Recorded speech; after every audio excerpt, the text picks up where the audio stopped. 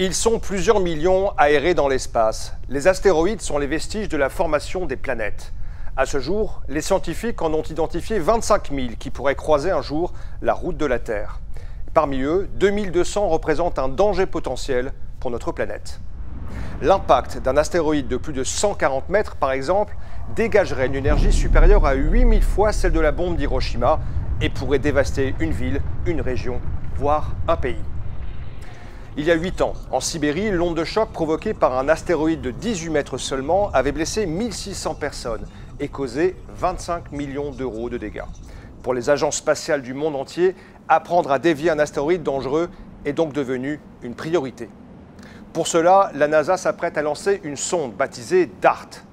Grande comme une voiture, DART va aller rejoindre un couple d'astéroïdes, Didymos et Dimorphos, qui tournent autour du premier. Si nous pouvions les placer à côté de la Tour Eiffel, Dimorphos serait plus petit, 160 mètres, alors qu'avec 780 mètres de diamètre, Didymos est beaucoup plus grand. Le but de la mission est de lancer la sonde de 550 kg à 21 000 km/h sur Dimorphos pour qu'elle s'y écrase, en espérant que l'énergie de l'impact suffise à modifier l'orbite de l'astéroïde, à le dévier de sa trajectoire habituelle. L'impact sera suivi à distance, sur Terre, par des dizaines de télescopes comme ceux-ci.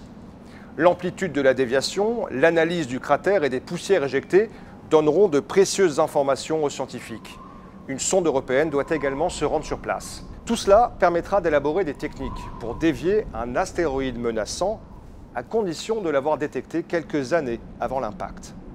Un moyen aussi pour l'humanité de ne pas finir comme les dinosaures, anéantis par un astéroïde de 10 km il y a 66 millions d'années.